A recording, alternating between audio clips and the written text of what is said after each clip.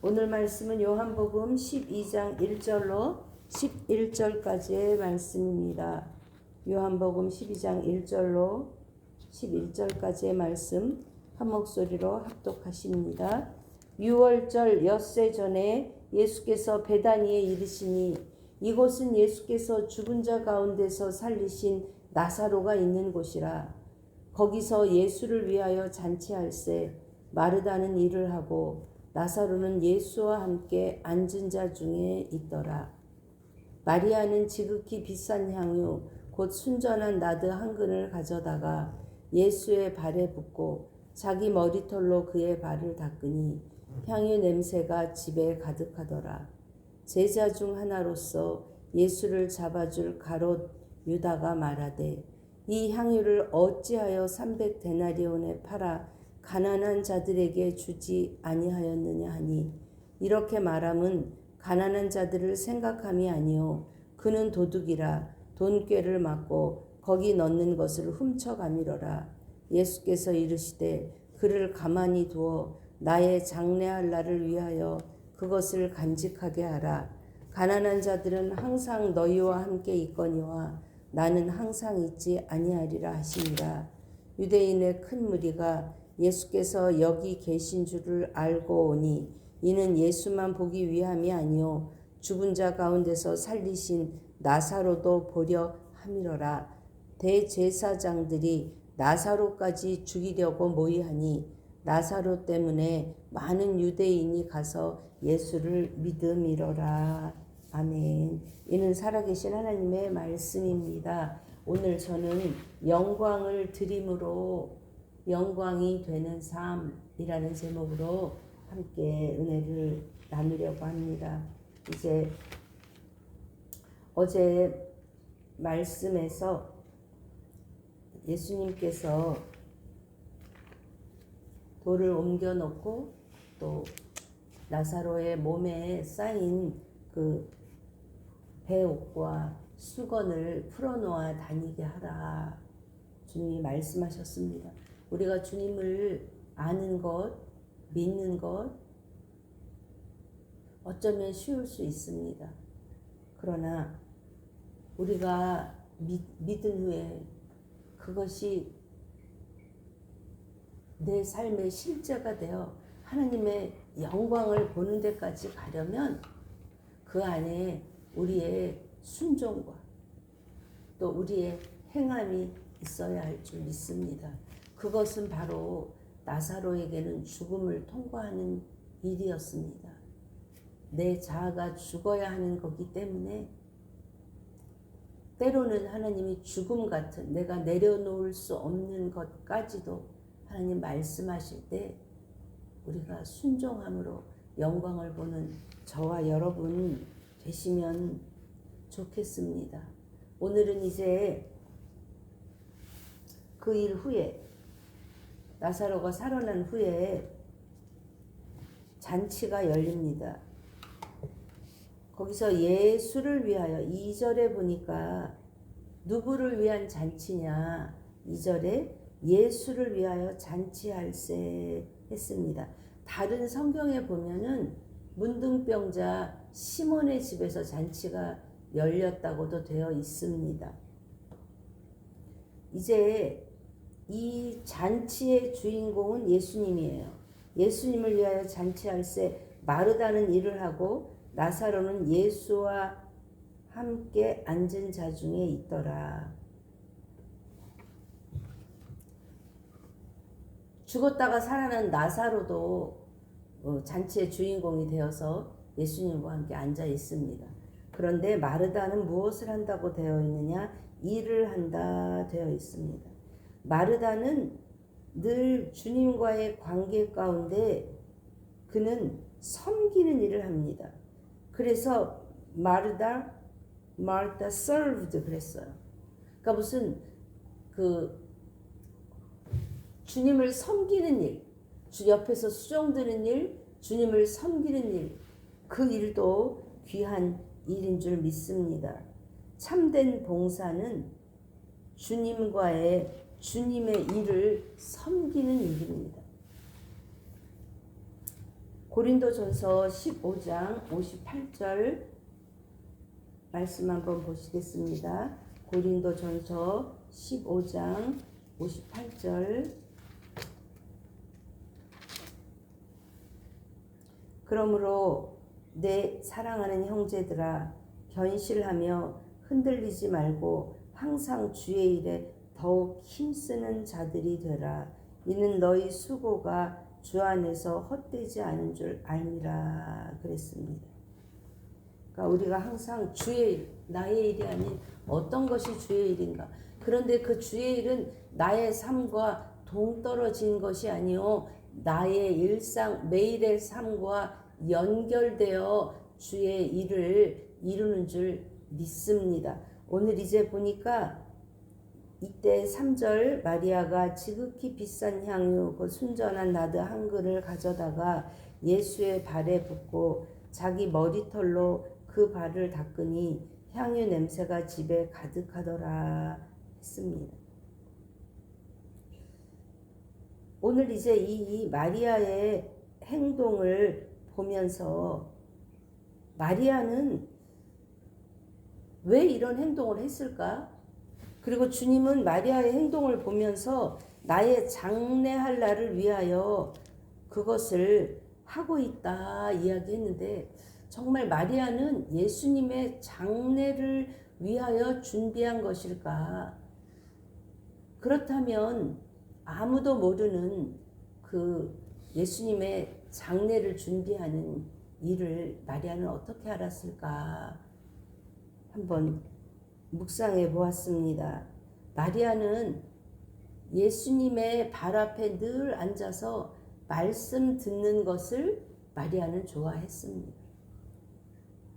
예수님이 하시는 말씀을 들으면서 그는 아마 여러 가지 마음이 있었겠죠. 나사로를 살려주신 예수님께 감사한 마음도 있었고, 또 예수님이 죽으실 것을 알고 마리아가 장례를 준비하기 위해서 기름을 부었는지는 정확히 성경에 나와 있지는 않아요. 일상적으로 기름을 붓는 일은 죽은 후에 시신이 부패할 때 나는 그 냄새를 막기 위해서 기름을 바릅니다. 그런데 마리아는 오늘 본문에 보니까 그 향유의 값이 얼마냐 그랬냐? 300데나리온, 그러니까 노동자의 1년 품삯, 하루에 10만 원이라면 3천만 원, 2천만 원에서 3천만 원 정도의 그 향유 옥합을 깨뜨려 주님 앞에 붓습니다. 그랬을 때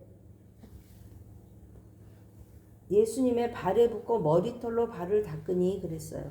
다른 성경 마태마가 누가복음에도 이 마리아가 향유를 부은 이야기는 동일하게 나옵니다. 그러나 어떤 성경에서는 머리에 부었다고도 하죠. 근데 아마 머리에 부었을 거가 맞습니다. 왜냐하면 머리에 부은 그 기름이 어떻게 되죠? 아래로 흘러내려서 발까지 흘러내리니까 그 발에 흘러내린 기름을 마리아가 다른 옷감이나 자기 옷으로 수건이나 그런 것들로 닦는 것이 아니라 자신의 머리털로 그 예수님의 그 기름을 닦아냅니다. 여기에서 머리털은 무엇이냐? 고린도전서 11장 15절, 고린도전서 11장 15절에 보면 만일 여자가 긴 머리가 있으면 자기에게 영광이 되나니 긴 머리는 가리는 것을 대신하여 주셨기 때문이니라 했습니다. 여자에게, 그 당시 여인에게 긴 머리라 하는 것은 자신의 영광이었습니다. 그는 자신의 영광을 주님 앞에 드립니다. 자신의 가장 귀한 여자로서의 어떤 고결하고 아름답고 수치를 가려주는 그 영광스러운 머리칼로 예수님의 발을 닦음으로 예수님을 영광스럽게 했을 뿐 아니라 그것이 결국 마리아도 영광이 되는 삶이 되었습니다. 이 향유를 부었을 때 향유 냄새가 집에 가득하더라 그랬습니다. 우리가 이것은 예배, 주님께 드리는 예배라고 볼 수 있습니다. 물론 우리가 이 예화를 가지고 많이 설교합니다. 주님께 이렇게 귀한 것 드린 마리아처럼 우리도 주님 앞에 가장 귀한 것을 드리자. 물론 그것도 맞는 이야기입니다. 그러나 오늘의 본문 가운데에서는 그보다 더 큰 의미, 예수님의 장례를 준비하는 의미도 되지만 머리에 기름을 붓는 것은 무엇이죠? 그 당시 왕으로 기름 부음 받은 예수님을 왕으로 기름 붓는 그것을 또한 의미합니다. 이러한 죽은 나사로가 살아난 기적을 보고 많은 사람들은 예수님께 돌아오고 또 나사로 때문에도 예수님을 믿게 되었기 때문에 유대인의 큰 무리는 예수님만 죽일 뿐 아니라 나사로까지 죽일 생각을 합니다. 그리고 많은 사람들은 그저 나사로가 살아난 그 기적에만 관심이 가 있습니다. 다음에는 예수님이 어떤 기적을 일으키실까 기적에 마음이 가 있습니다. 그런데 아무도 알아주지 않는 한 여인, 그 여인은 예수님의 머리에 기름 부으며 그를 이스라엘의 왕, 온 세상의 만왕의 왕으로 오신 예수님께 영광을 드리는 것이죠. 그럴 때 주님은 말씀하십니다. 예수께서 이르시되 그를 가만히 두어 나의 장래할 날을 위하여 그것을 간직하게 하라. 공관복음에서는 예수님께서 이제 복음이 전해지는 곳에 이 여인의 행한 일도 전해지리라 말씀하십니다. 그것은 성경에 공관복음뿐 아니라 요한복음에도 그것이 기록되었을 뿐 아니라 그것은 무엇이냐? 우리가 주님의 영광이 되는 삶은 무엇이냐? 물론 값진 이 마리아가 값비싼 향유를 드렸기 때문이 아니라 마리아가 가진 것이 작은 그렇게 비싸지 않은 그런 기름이었을지라도 예수님 그것을 기쁘게 받으셨어요. 만왕의 왕 되신 주님께 이 잔치의 주인은 주님이시지만 주님은 이제 죽음을 준비하는 이 자리에 있어서 나사로는 죽음에서 부활했지만 예수님은 이제 그 죽음의 길을 가셔야 하는 그 길을 마리아는 준비하고 있는 것이죠. 그리고 그 또한 주님의 그 고난에 자기가 아낀 것을 드림으로 그 고난에 동참하는 것이죠. 이 잔치는 첫 표적, 자 요한복음 시작할 때 첫 표적은 무엇죠? 가나 혼인잔치에 예수님이 물이 변하여 포도주가 되게 하심으로 포도주 당신의 피를 흘리실 당신의 피 그것을 예표했다면 이제 이 마지막 표적 나사로를 살리신 후에 잔치에서는 누가요? 마리아가 예수님의 장례를 위하여 향유를 부어주는 것이죠. 그런데 이러한 일을 보고도 사람들의 반응은 다 제각각입니다. 사랑하는 여러분, 우리는 참 영적으로 무지합니다. 때로는 주님의 뜻을, 하나님의 마음을 알 것도 같다가 또 이게 하나님의 마음일 거야 라고 오해하는 마음도 있다가 또 어느 때는 주님의 뜻을 정말 몰라서 답답할 때도 있습니다. 그런데 여러분 기억하십시오. 우리는 주님의 마음, 하나님의 뜻을 온전히, 완전히 알 수 없습니다. 우리는 무지합니다. 그러나 우리 마음의 중심에 말씀에 의거해서 하나님이 이 일을 기뻐하실 거야 라고 우리가 주님 앞에 어떤 일이든 그것이 마르다처럼 섬기는 옆에서 수종 들며 음식을 준비하며 그 일이든 또한 나사로와도 같이 그 자리에 앉아서 주님과 잔치를 즐기는 일이든 또 마리아와도 같이 자기가 아끼는 것을 깨트려 주님 앞에 자기 가장 귀한 영광이 되는 머리카락으로 주님을 씻겨드린 일이든 그 어느 것이든 다 귀한 일인 줄 믿습니다. 우리가 영적으로 무지함을 주님 앞에 고백하며 하나님 내 영광, 내가 드릴 영광은 무엇일까요?